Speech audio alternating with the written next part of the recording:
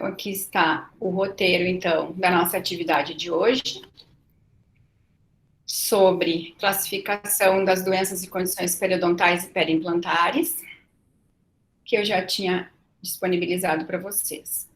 Então, vamos iniciar com a questão um pouquinho da história, né, de como surgiu, então, a classificação das doenças e condições periodontais e periimplantares, que foi lançada, então, em 2018. A classificação nova, então, ela veio depois de 20 anos, né, então, de estudos de muitos grupos da área da periodontia. Eles viram, então, que esses estudos, as doenças periodontais, elas vinham modificado um pouco o seu percurso e a sua progressão, e que as doenças periodontais vinham sendo influenciadas por modificadores da doença, e que esses modificadores, principalmente os modificadores sistêmicos e comportamentais, vinham tendo influência negativa sobre a progressão e o aparecimento dessas doenças. E eles, então, perceberam a importância, então, da questão da idade e de alguns fatores modificadores em relação às doenças. E, então, proporam, então, uma maior valorização desses aspectos dentro da classificação da doença, né? Então, em 2017, 110 especialistas na área da periodontia, professores e estudiosos renomados da periodontia, se reuniram, então, em Chicago. Eles ficaram durante 4 dias, né, num consenso, né, estudando e conversando. Eles foram divididos em 4 grandes grupos, para que fosse, então, feito um consenso, né, e eles, então, foram divididos para que cada grupo de professores e estudiosos chegassem a um consenso. Então, eles geraram, a partir de então, durante o ano, alguns estudos, e foram, então, e chegaram ao consenso, que foi, então, publicado em 2018. Então, ano passado, em 2020, foram realizadas muitas lives e muitos cursos online, disponibilizando, então, essa classificação, e que muitos estudiosos, então, que fizeram parte dessa classificação, eles preconizavam que a gente não utilizasse a nova classificação, baseado de que essa classificação não era mais considerada nova, porque já tinha sido publicada, então, em 2018. Então essa classificação, a nova classificação, está em vigor, então, desde 2018, a partir do consenso, então, de Chicago de 2017, tá? E essa classificação, então, apesar de no início terem muitas dúvidas e questionamentos, ela é a classificação que, a partir de então, ela é considerada, preconizada, então, na periodontia, tá? E que, a partir de então, nós vamos utilizá-las nos nossos pacientes, tá? Para que, então, ter uma classificação? Por que é importante a gente classificar, a gente não dizer simplesmente o paciente tem doença periodontal ou tem uma doença gengival? É importante que a gente estabeleça que esse paciente, ele tem, como foi estabelecido, um estágio 1, 2, 3 ou 4, né? Porque nos Estados Unidos, eles têm alguns planos de saúde, e que o plano de saúde, ele cobre alguns atendimentos periodontais que o clínico geral pode realizar, e alguns procedimentos periodontais, por exemplo, se o paciente é um estágio 3 ou 4, o clínico geral, ele não é mais apto a realizar esse procedimento, então ele deve ser encaminhado para um especialista. De uma forma prática, né, para facilitar essa distribuição dos pacientes. Mas na nossa realidade, para que vem a classificação? Para que os profissionais consigam, então, em cima de um paciente, a gente estabelecer esse prognóstico e o plano de tratamento para esse paciente. Uma vez que a gente, sabendo que ele é um paciente estágio 1, a gente sabe que ele tem uma perda de inserção tal, ele tem uma profundidade de bolsa mais rasa, ele não tem nenhuma alteração sistêmica, provavelmente, que interfira nessa progressão e na resposta desse paciente, diferentemente se a gente recebe um paciente já classificado como um paciente comum, por exemplo, um estágio 3 ou um estágio 4, né? Que a gente sabe, então, que ele vai ter bolsas periodontais maiores, vai ter uma destruição óssea um pouco maior, pode ter alterações sistêmicas que influenciem na progressão e na resposta desse paciente. A gente vai ter, então, um cuidado no planejamento muito maior, a gente vai ter uma dificuldade no tratamento desse paciente também maior, em função de que ele vai ter, provavelmente, perdas dentárias por doença periodontal, um prognóstico de doença e uma evolução diferente do que um paciente do estágio 1. Então, a importância da gente classificar de forma correta esse paciente, para que a gente, então, tenha uma clareza na hora do planejamento desse paciente, dando, então, um planejamento correto, individualizado, podendo, então, passar para esse paciente também as condições e o plano de tratamento para esse paciente adequadamente. Então, isso é a importância da gente estabelecer uma classificação correta, um estágio correto e um grau correto para esse paciente, certo? Fazendo, então, entrando na questão do plano de tratamento adequado e individualizado, que o paciente, então, deve corroborar junto na formação desse plano de tratamento, tá? Então, a primeira, só uma introdução, então, eu fiz a respeito da classificação, então, de 2018, para que vocês entendam, então, a importância dessa classificação, da forma como foi realizada. Foram gerados 17 artigos científicos só sobre a classificação, sendo mais 4 artigos consenso, dizendo, então, de como será e como foi feito e como são as novas regras, então, das doenças, tá? Então, a primeira pergunta do roteiro de estudo, que é, então, a questão do ano da última classificação das doenças periodontais e a importância que eu já comentei. Então, quem gostaria de responder a questão, então, do ano? Prof, Oi? Eu posso responder. Então, como tu já tinha comentado, né, a última classificação foi elaborada em um workshop mundial em novembro de 2017 e lançada em junho de 2018. Muito bem. E a classificação anterior, então, ela tinha sido realizada em 1999, pessoal. Então, basicamente, 20 anos depois, né, de muitos estudos e muita evolução na ciência em relação à etiopatogenia das doenças periodontais, então, surgiu a necessidade, então, de um novo panorama, né, dessas doenças e essas condições. Muito obrigada. Segunda questão, então. Quem pode ler, quem pode responder?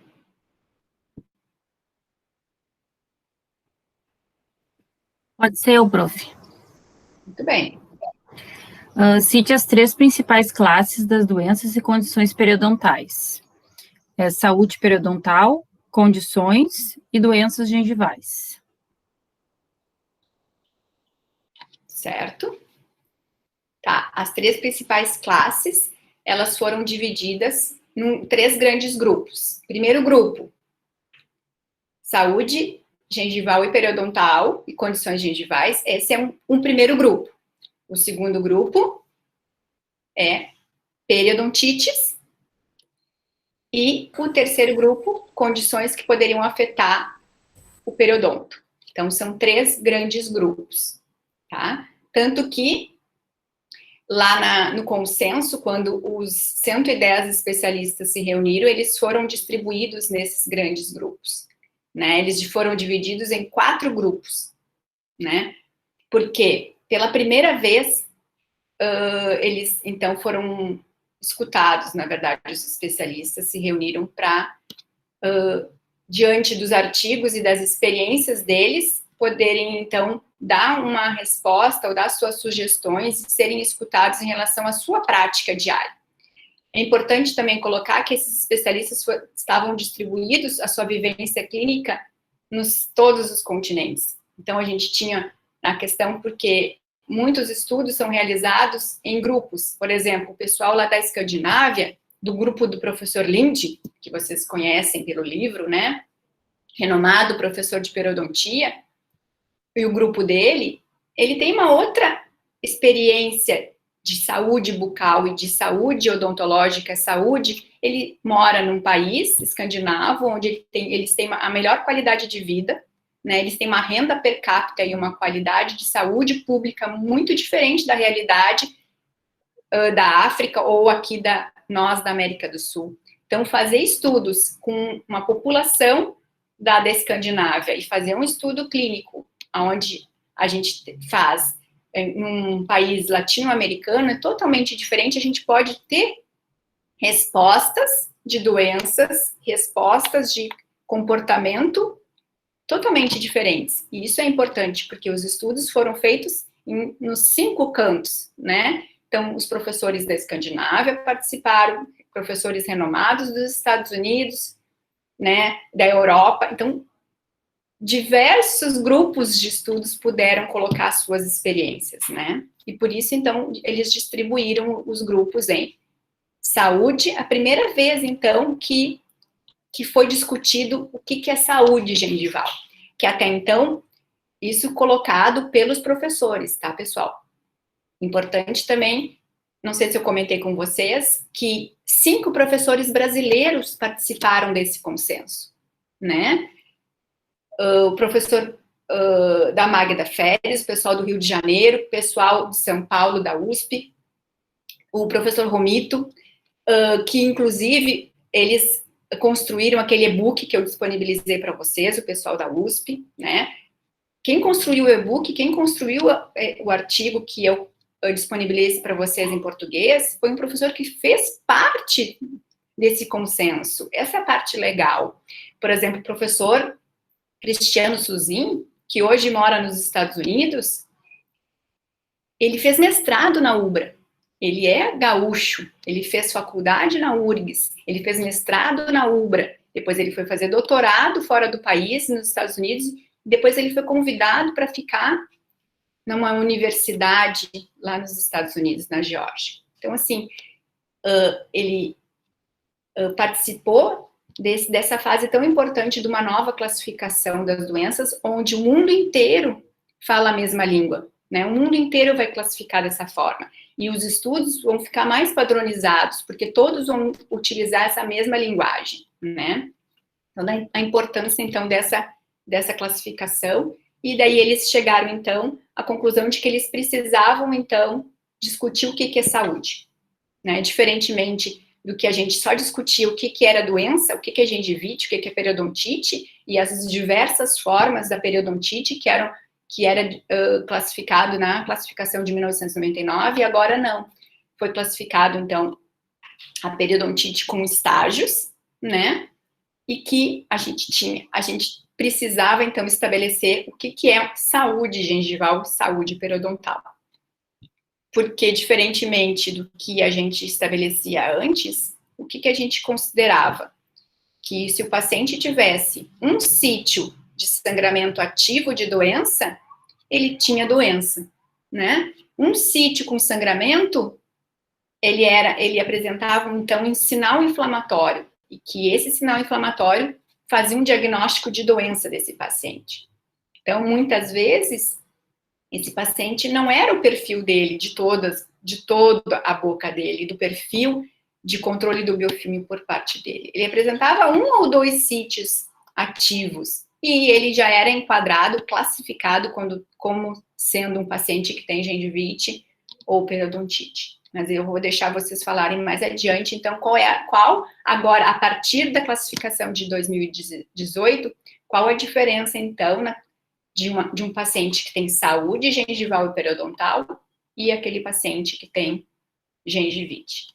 Então, a gente tem esses 3 grandes grupos, e que dentro de cada grupo, saúde gengival e periodontal, a gente, então, aqui, eu coloquei aqui a sequência. Então, da classificação das doenças, esse é o material lá do e-book, né, que eu só montei. Então, aqui as 3 grandes classificações: saúde periodontal e doenças, condições da gengiva, periodontite e outras condições que afetam o periodonto, como eu já havia colocado. Então, esses são os 3 grandes grupos que a gente vai abordar, na verdade, com mais detalhe: saúde periodontal e gengival e a periodontite, certo? Muito bem. Quem pode, então, obrigada pela resposta. Quem pode, então, dar sequência na questão 3, por favor? Pode ser eu, prof. Então, tá. Então, definir e classificar a saúde periodontal. Essa definição eu peguei de um dos artigos da nova classificação, que seria um estado livre de doença periodontal inflamatória. Isso significa que a ausência de inflamação associada à gengivite ou à periodontite é um pré-requisito para definir a saúde periodontal. E ela pode ser classificada em saúde periodontal em periodonto íntegro ou saúde periodontal em um periodonto reduzido. Daí o paciente poderia ter periodontite estável ou sem periodontite. Muito bem. E tu conseguiu detalhar cada uma das, por exemplo, saúde gengival num periodonto íntegro. Alguns parâmetros clínicos são importantes para a gente definir bem o que é saúde. Sim. Vocês conseguiram achar? Sim. Quer que eu leia, prof? Por favor. Então, a gengivite em um periodonto íntegro, ela caracteriza-se por apresentar sítios com profundidade de sondagem menor ou igual a 3 milímetros, 10% ou mais sítios com sangramento à sondagem, ausência de perda de inserção e de perda óssea radiográfica. A gengivite em um periodonto... Ai, desculpa, eu tô lendo a gengivite, prof. Eu não estava lendo a saúde, deixa eu ver aqui onde está. Aqui, saúde periodontal. Saúde... Peraí, deixa eu achar.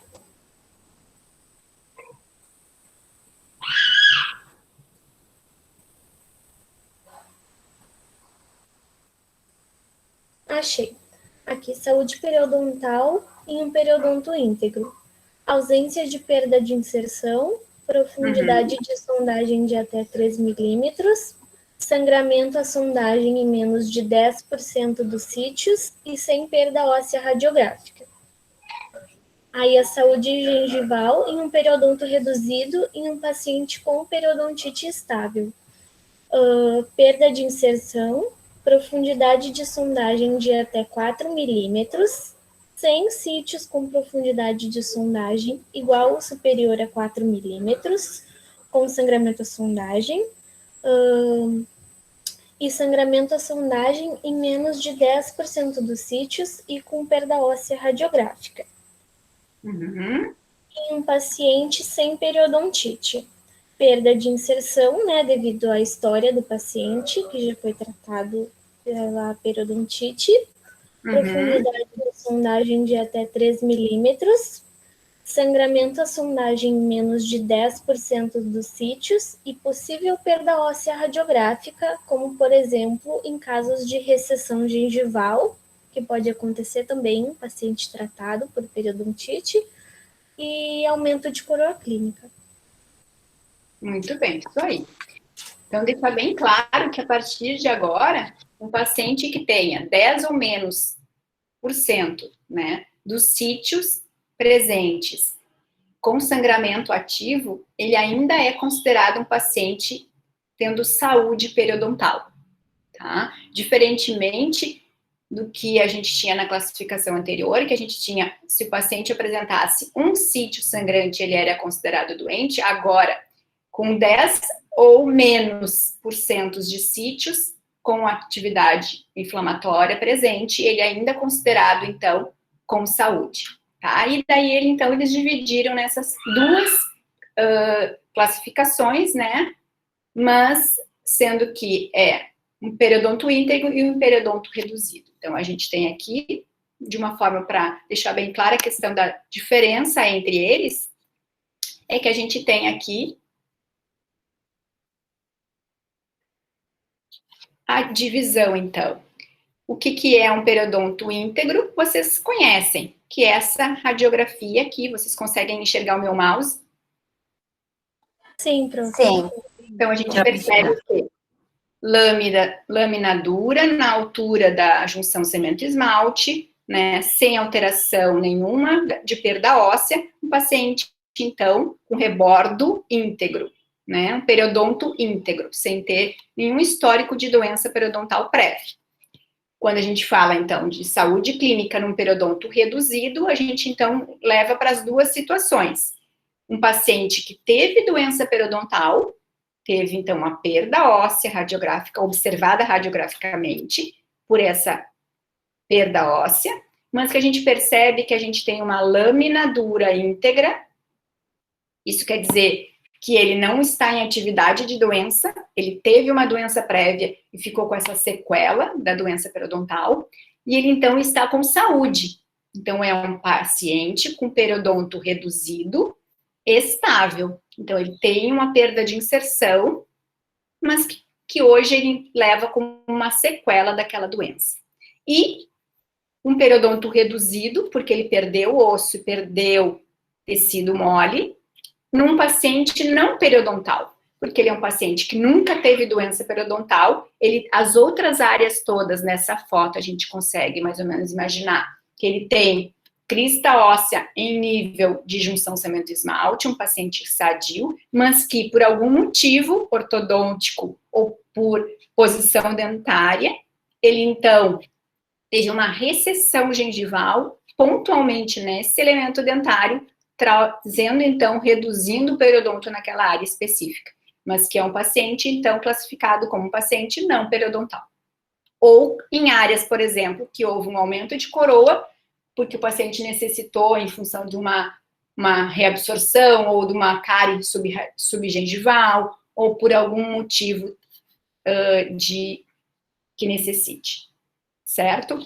Então, dentro da saúde, lembrando, então, que a presença de sangramento de até 10 ou menos por cento de sítios com sangramento, ele é considerado, então, com saúde periodontal na classificação. Entendido? Muito boa a explicação, obrigada pela ajuda. Quem vai, então, passar para a questão 4? Vamos escolher uma outra pessoa, deixa eu escolher aqui. Não pode ser só as meninas. Vamos lá, vamos ver aqui a minha roleta, vamos começar.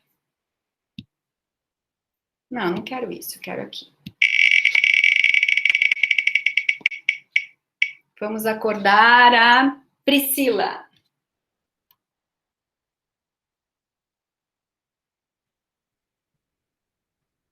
Vamos lá, a Priscila ou o trio da Priscila. Eles estão? Elas estão? Estamos aqui, prof. Então tá, então quem vai falar?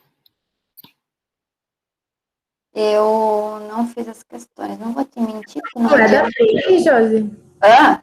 Acho que tu não é do trio da Pri, né? Não? Ah, não é o quarteto, é o trio. Vamos ver então. aqui. É você, Sara. Prof, desculpa. Qual a pergunta? 4. Tá. Definir e classificar a gengivite. E aí? Tá. Prof, essa ficou meio longuinha, assim. Não tem problema. Tá. Peraí, deixa eu tô pegando.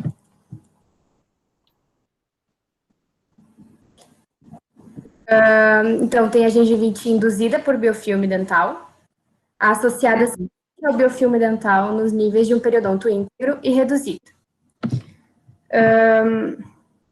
Então, associada somente ao biofilme dental, a gengivite em um período íntegro são sítios com profundidade de sondagem menor ou igual que 3 milímetros, 10% ou mais dos sítios com sangramento ou sondagem, ausência de perda de inserção e de perda óssea radiográfica. Uhum. Tinha o periodonto reduzido, aí tem os pacientes com periodontite estável, que tem história de tratamento de periodontite, perda de inserção, sítios com PS de menor ou igual que 3 milímetros, 10% ou mais dos sítios com sangramento, sondagem e perda óssea radiográfica. E também tem os pacientes sem periodontite, né, por recessão gengival, aumento de coroa clínica, tendo uma profundidade de sondagem igual ou menor que 3 milímetros, 10% ou mais dos sítios com sangramento ou sondagem, perda de inserção e possível perda óssea radiográfica. Daí também tem a gengivite, induzida pelo biofilme dental, mediada por fatores de risco sistêmicos ou locais, que os fatores de risco sistêmicos seriam tabagismo, hiperglicemia, agentes farmacológicos, hormônios esteroidais sexuais, enfim. E fatores de risco locais seriam os fatores de retenção de biofilme dental. É isso. E aí tem o aumento gengival também influenciado por medicamentos, né? E aí eles são associados à extensão e severidade. Certo. Complementar. Alguém quer complementar com alguma coisa? Bem. Então, eu tenho uma... essa da doença gengival não induzida por placas, eu tenho aqui como sendo dividido em 8 grupos, professora. Não sei se está certo. Sim, na verdade, eles são divididos em 2 grandes grupos, e daí tem os induzidos por placa e os induzidos não induzidos pelo biofilme, né? E dentro dessa classificação tem uma outra subdivisão. Esse daí que eu tenho como 8 grupos é o não induzido por placa, que daí as desordens genéticas e de desenvolvimento, infecções específicas, condições inflamatórias imunes, processos reacionais, neoplasias, doenças endócrinas, nutricionais e metabólicas, lesões traumáticas e pigmentação gengival. Isso, sim. A gente sabe que a ausência, por exemplo, de algum tipo de vitamina, como a vitamina C, pode propiciar, na verdade, uma aceleração nas inflamações de nível gengival, estimular uma progressão dessa inflamação. Pacientes que têm algum distúrbio endócrino também podem ter esse tipo de alteração, fazer com que ocorra uma aceleração, na verdade, desse sinal inflamatório, ter uma gengivite um pouco mais grave, um edema maior, né? Um descontrole nessa gengivite. A gente tem algumas medicações que também podem interferir no volume gengival, nessa hiperplasia gengival, né? Como os antidepressivos ou bloqueadores de cálcio, alguns pacientes transplantados renais. Então, são medicações que podem interferir, então, nesse volume dos tecidos gengivais. Então, eles são classificados como fatores não induzidos pelo biofilme, porque não é a placa bacteriana que está levando a essa progressão da inflamação, e sim esses fatores modificadores, tá? A placa, ela é precisa para poder potencializar a medicação, ou o distúrbio, ou a falta de vitamina. Então, o biofilme é sempre a etiologia da doença, mas é potencializada por esses outros modificadores. Pode ser? Entenderam? Sabrina, posso? Oi? Posso Claro. tirar uma dúvida minha? Quando falam de gengiva, tu podia, acho que a Patrícia falou, né?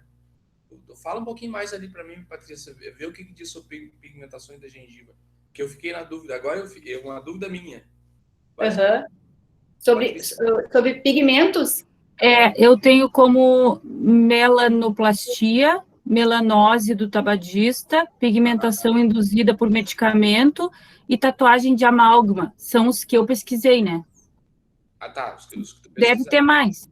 Sim. São algumas alterações de pigmentação que podem aparecer nos tecidos gengivais, mas não associados ao biofilme.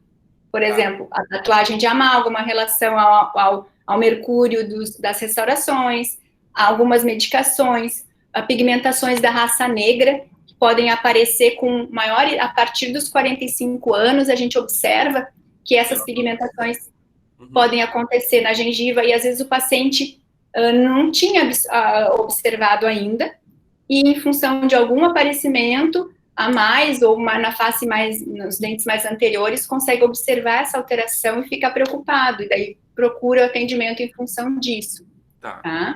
Mas a dúvida que eu fiquei básica, eu mais ou menos imaginava que era nesse sentido. E tem uma série de coisas, né? Uma tipo doença de Addison, síndrome de Poyd-Jaggers, tem aquela reação associada com o uso de anticoncepcional e o tabagismo também, são algumas coisas bem definidas. Mas aí, Sabrina, eu fiquei na dúvida. Essas condições, tipo a melanose racial mesmo, é considerada uma alteração, tipo, seria uma gengivite dentro dessa... Não. Não Seria uma alteração, não seria uma patologia.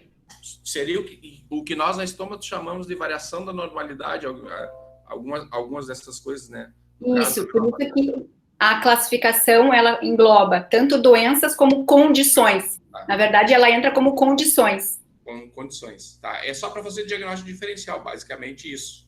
Sim. Tá? Para ter não é só, é muito importante, mas é um roteiro. Tá, não, eu acabei ficando uma dúvida. Achei que o pessoal da periodontia estava considerando esse tipo de coisa como uma doença, entendeu? Alguma coisa nesse sentido. Não, é que como podem aparecer nos tecidos gengivais, eles incluíram na classificação. Perfeito. Tá. Consegui diferenciar. Joia, obrigado. Obrigado pela pergunta. Ficou mais alguma dúvida? Alguma coisa que vocês acharam? Alguma relação? Certo, vamos...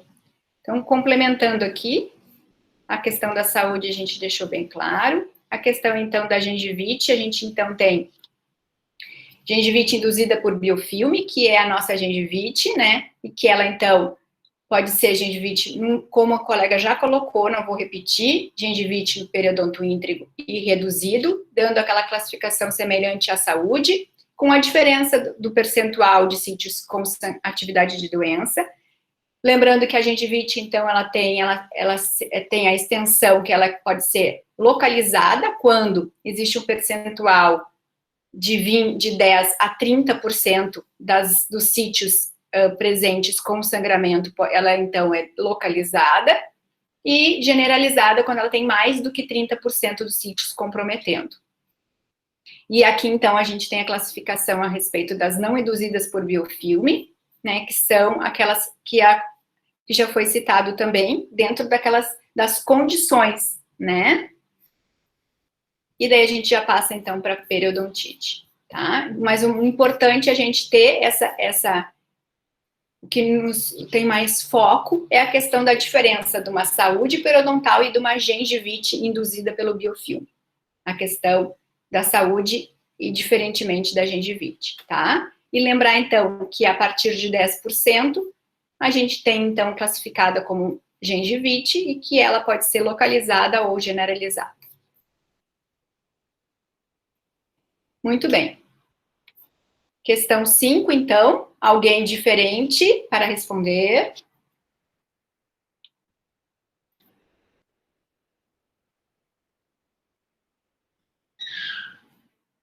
Vamos lá. Quem vai? Vamos ver aqui.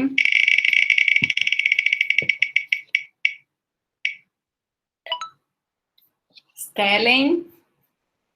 Bom dia. Oi, prof. Tudo bom? Vamos ver se tá certo, né?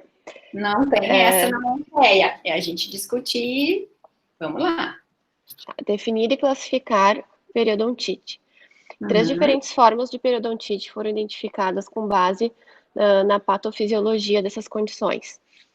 Para diferenciá-las adequadamente, deve-se observar o histórico do paciente, presença de sinais e sintomas de periodontite necrosante e presença ou ausência de algumas doenças sistêmicas que possam influenciar a resposta do hospedeiro. Daí pode ser doença periodontal necrosante. A periodontite necrosante é caracterizada pela presença de dor, ulceração da margem gengival e depósitos de fibrina em sítios com ausência da ponta da papila interdentária e, em alguns casos, exposição do osso alveolar. a periodontite, que deve ser caracterizada de acordo com o estágio, que é 1, 2, 3 e 4, e de acordo com o grau da doença, que é A, B e C. Periodontite como manifestação de doenças sistêmicas, que daí ela pode ser dividida em desordens sistêmicas que influenciam a inflamação gengival, as desordens genéticas associadas com desordens imunológicas que afetam o tecido gengival e a mucosa oral, que afetam o tecido conjuntivo, desordens metabólicas e endócrinas, doenças de imunodeficiência adquirida, como neuropatias adquiridas, infecções por HIV, doenças inflamatórias, e outras desordens sistêmicas que influenciam a patogênese de doenças periodontais, também como diabetes, obesidade, osteoporose, artrite, estresse emocional, depressão, tabagismo e uso de medicamentos. Ok. Isso. Tá.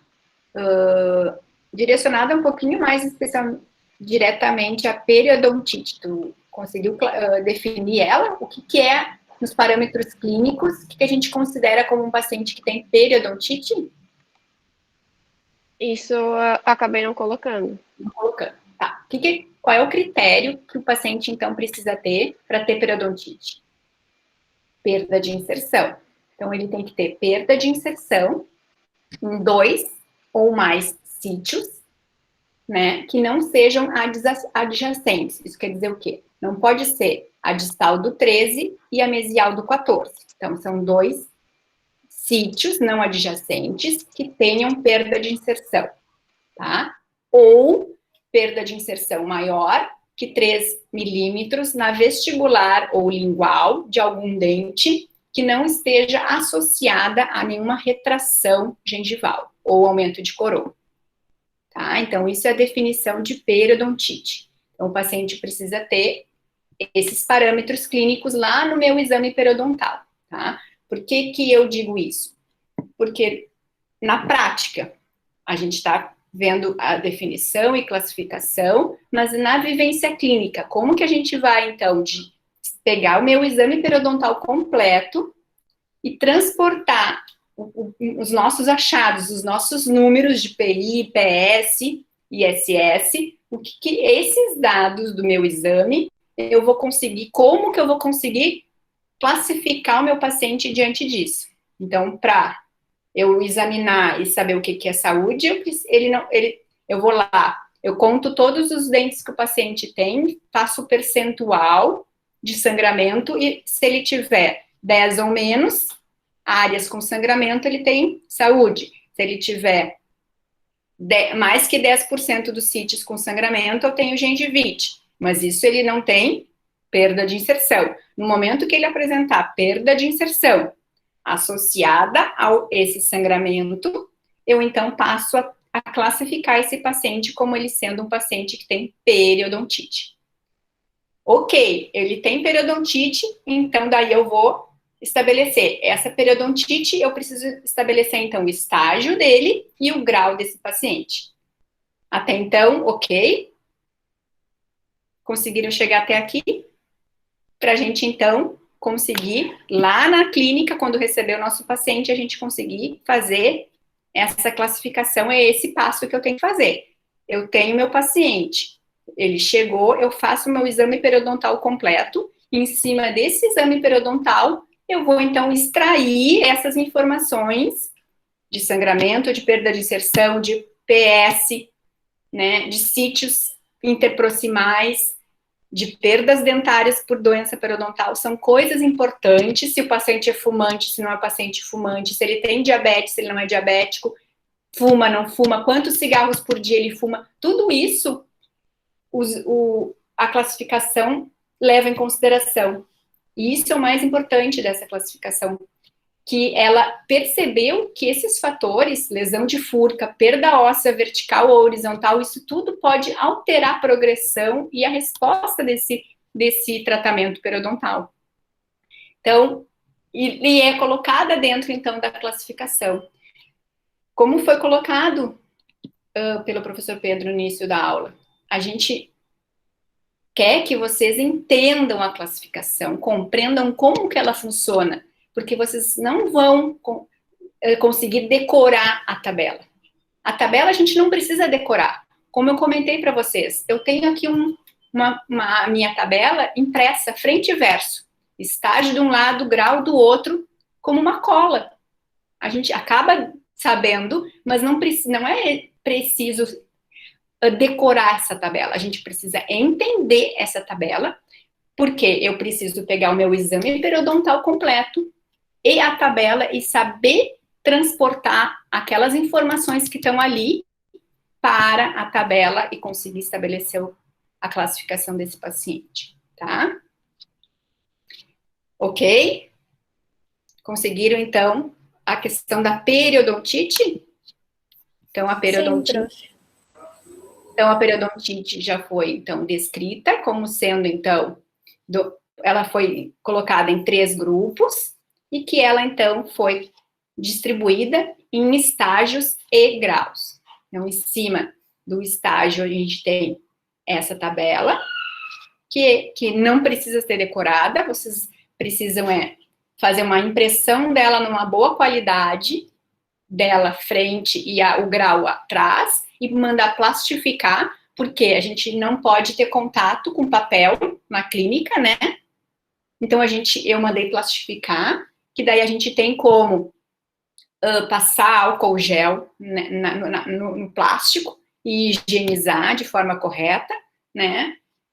Claro que essa tabela, ela vai ser manipulada, quem vai usar ela não vai ser quem tiver com a luva, óbvio, vai ser o operador, o auxiliar de apoio, que vai, então, estar junto com você, com o trio na hora da classificação, né, e do exame, então, ele vai estar com ela, mas é importante que vocês plastifiquem, e daí, então, em cima da tabela é que a gente vai estabelecer devidamente os estágios desse paciente, tá?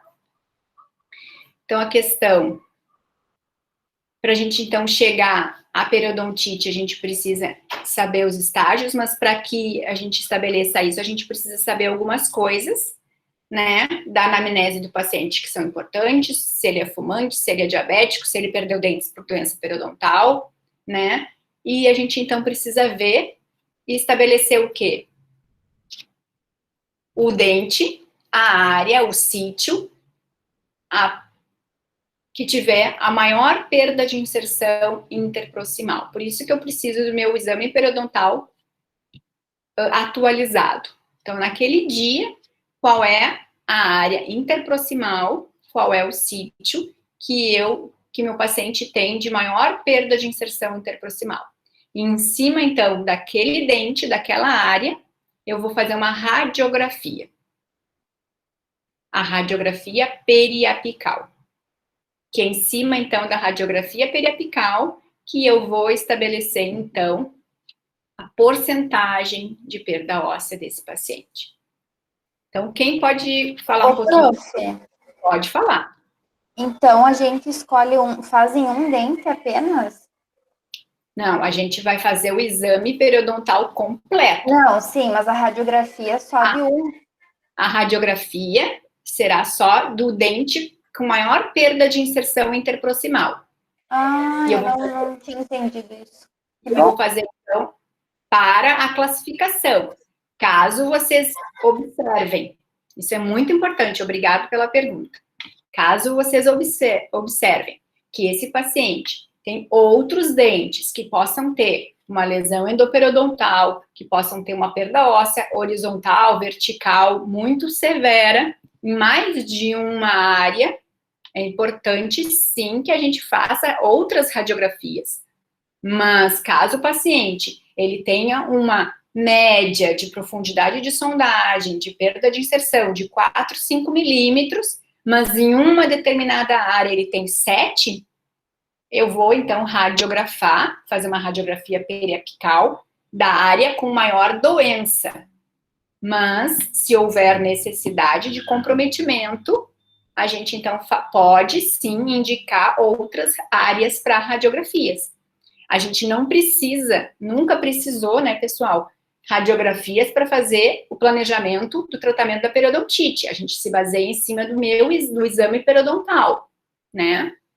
Mas é importante que a gente indique quando necessário, quando a gente perceba alguma outra necessidade, um outro envolvimento, uma reabsorção, uma área onde tem uma bolsa muito estreita, incompatível com as demais faces, quando a gente tem um edema maior naquela área, que a gente desconfie de alguma outra patologia. A gente pode sim, a gente não precisa solicitar, por exemplo, um levantamento periapical completo desse paciente.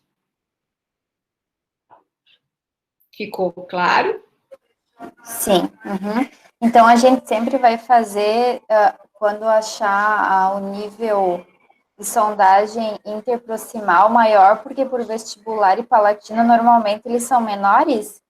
Isso, normalmente as áreas com maior severidade de doença periodontal são as áreas interproximais.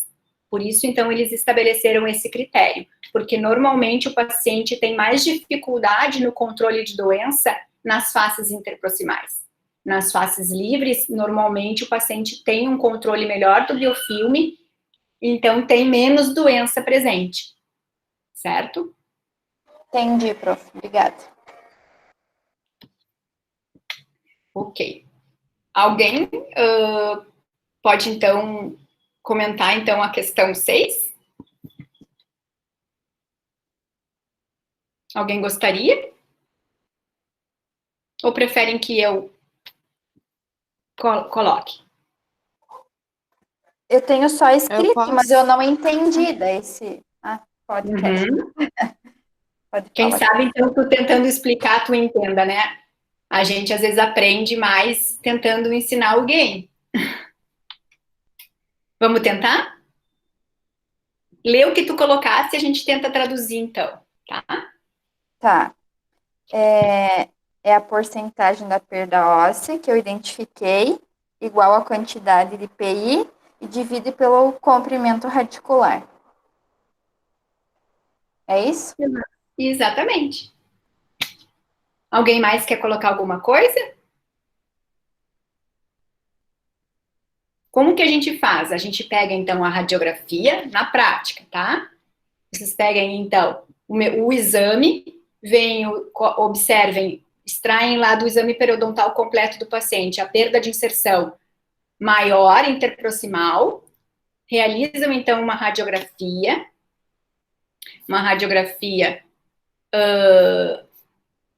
periapical, peguem lá a régua milimetrada endodôntica, tá? E meçam. Vão lá no negatoscópio, né, com uma iluminação boa, com a radiografia de boa qualidade, e veem qual é, da junção cemento-esmalte até a crista óssea, qual foi a perda de inserção que existe nesse dente. Aqui, então, conseguem visualizar o meu mouse? Sim. Então, eu tenho a minha perda óssea de 6 milímetros. Por quê? Da junção cemento-esmalte, onde deveria estar a minha crista óssea, eu perdi osso. A crista óssea está aqui. Então, a minha distância da junção até a crista óssea é de 6 milímetros. Então, eu vou dividir a minha perda óssea pelo comprimento total do meu radicular, que é da junção cemento-esmalte até o ápice, que no caso aqui são 9 milímetros. Então, eu tenho 6 divididos por 9, que é o comprimento total, eu vou ter, então, um percentual de perda óssea desse dente. Tá? Isso vai estabelecer, esse percentual vai nos dizer se ele perdeu bastante, médio ou muito osso. Certo? Exatamente como foi colocado. A divisão é a perda óssea que eu tenho até hoje pelo comprimento total radicular. Ok, então? Como estabelecer, então, a porcentagem de perda óssea? É a divisão da quantidade de perda de inserção divididos pelo comprimento total radicular. Podemos passar para a questão 7?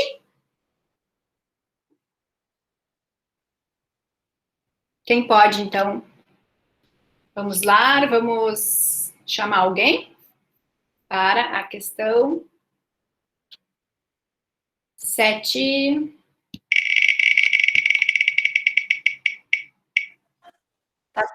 Tá falhando tua voz. Tá falhando? Melhorou agora?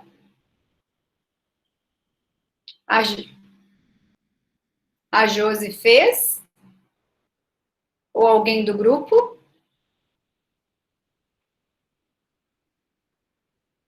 Vamos chamar outra. Agora sim. Sim? Dá pra ver. Sou eu de novo? Caroline. Não sei, já foi? Então vamos chamar outro. Vamos chamar alguém que não foi. Ah, meu Deus. O computador tá de novo. Felipe, vamos lá, bom dia. E aí, o Felipe tá? Está? Está acordado? Realizou a atividade? Como é que está a situação? Felipe ou alguém do trio? Não? Eu sou do trio do Felipe, mas eu posso falar essa. Tá, então fala. Para estabelecer o grau da periodontite, podemos utilizar evidência direta ou evidência indireta. Qual a diferença entre elas? Evidência direta de progressão, dados longitudinais, perda óssea radiográfica. Evidência indireta da progressão, porcentagem da perda óssea, a idade e fenótipo de caso.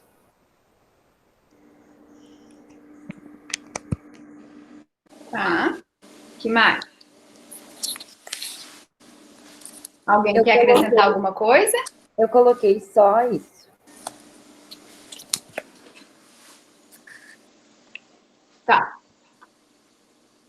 Alguém colocou alguma coisa diferente? Eu coloquei. Tá aberto? Tá. Pode falar. Sim. Eu coloquei que é evidência direta quando se tem exame periodontal prévio dos últimos 5 anos ou exames radiográficos. E a evidência indireta seria quando não se conhece o paciente e não tem esses exames periodontais e radiográficos dos últimos 5 anos. Isso aí, complementou a resposta da colega. Muito obrigada, meninas. Exatamente. Um exame, evidência direta é quando tu tem diretamente um exame periodontal prévio. Então, eu tenho que ter um exame dos últimos 5 anos desse paciente, eu pego o exame lá, a gente está em 2021, eu pego um exame lá de 2016, do exame periodontal completo desse paciente, e eu vejo lá, perda de inserção. Qual foi a maior perda de inserção interproximal desse dente? Foi a maior perda de inserção, o maior sítio com perda de inserção interproximal foi o dente 16 e ele tinha 5 milímetros. Ok. Hoje, 5 anos depois, eu vou lá na face, no dente 16, na face mesial, quantos milímetros eu tenho? E eu tenho uma evidência, então, direta de se esse paciente, se aquele sítio, se aquela área perdeu inserção ou não. Então, é uma evidência direta da perda ou não de inserção, tá?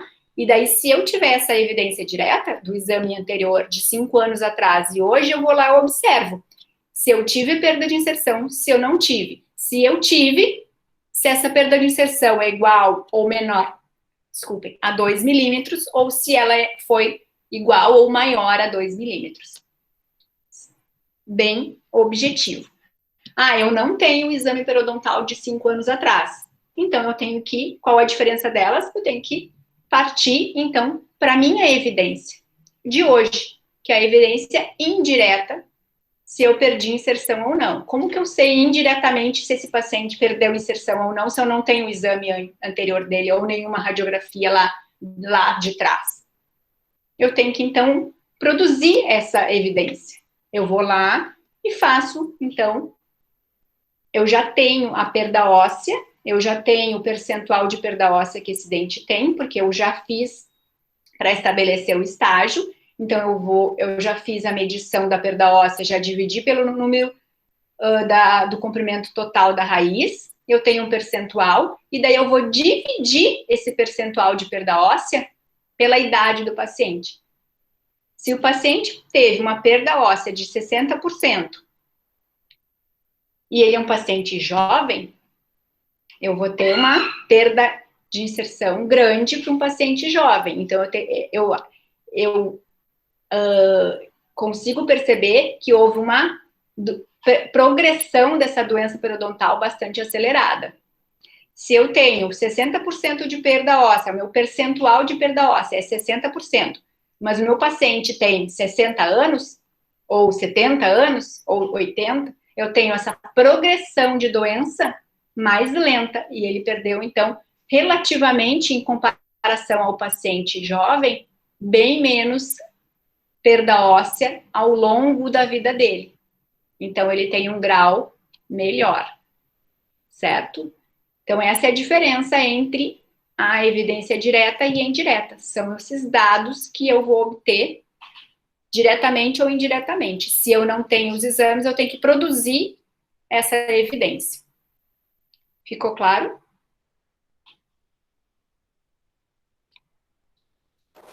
Sim. Então, aqui, eu tenho a minha evidência. Deixa eu ver onde que tá.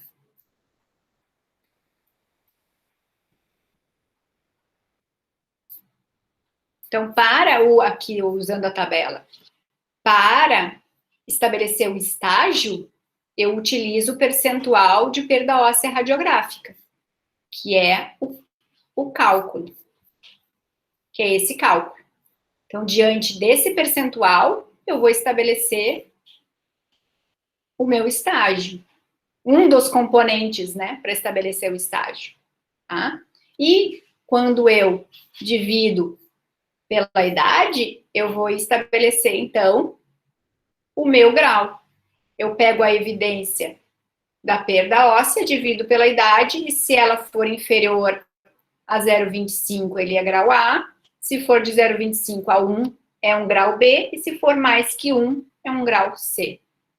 Quanto maior a perda, o maior o número próximo de 1 ou maior que 1, pior é o prognóstico, é o grau do paciente. Tá? Questão 8, então, para a gente encerrar esse nosso bloco das classificações, doenças e condições periodontais. Questão 8, quem pode nos ajudar?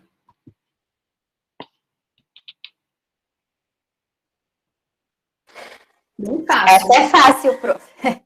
É. Essa a gente sabe há muito tempo. Que bom. Fumo e diabetes.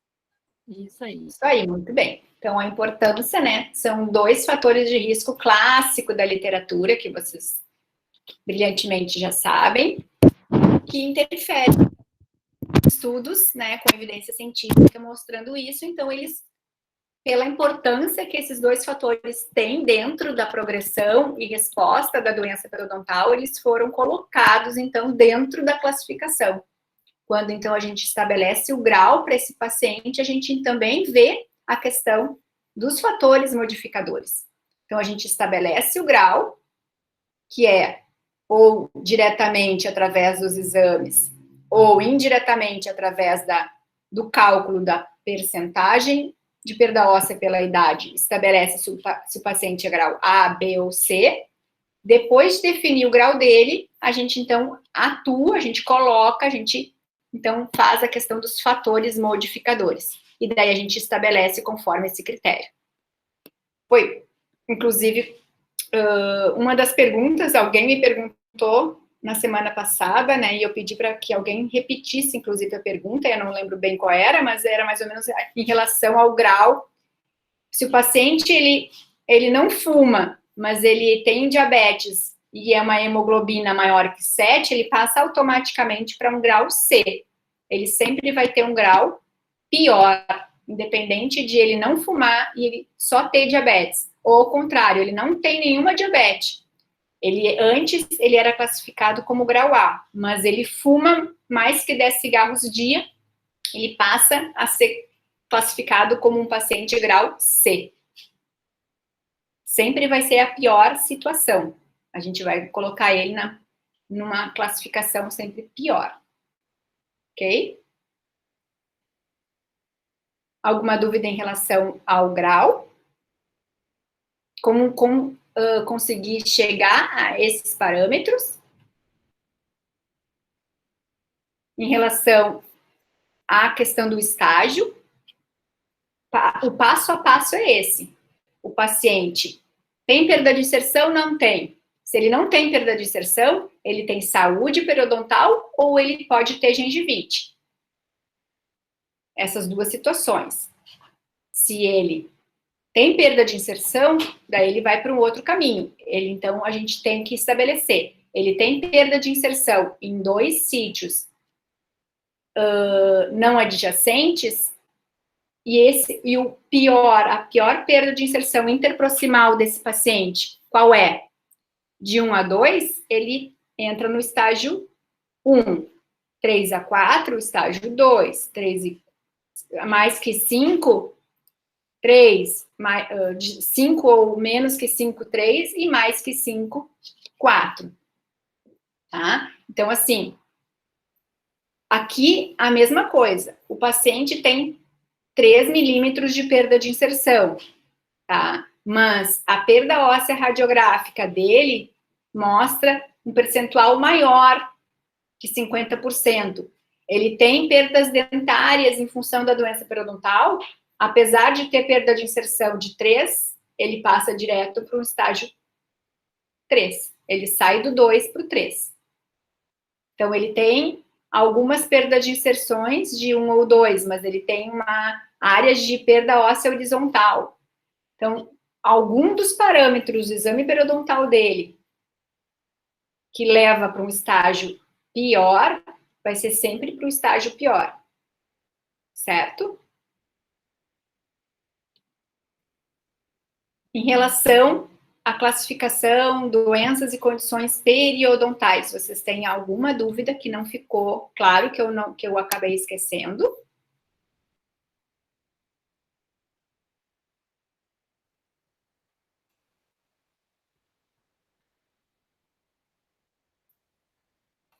Não, prof, eu acho que ficou bem explicado, porque ela tem muitas subcategorias, né? É subdividida em várias categorias cada uma, mas ficou melhor com a explicação, a gente entendeu mais. Eu coloquei, na verdade, os pontos mais importantes que a gente utiliza mais na vivência clínica, tá? As alterações sistêmicas, que englobam outras lesões, né? Ou aquele grupo de subclassificações que podem modificar o periodonto, como trauma oclusal, como lesões agudas, como são lesões endoperiodontais, a gente não tem como falar. A gente teria que ter um momento só para falar de cada uma delas. Tá?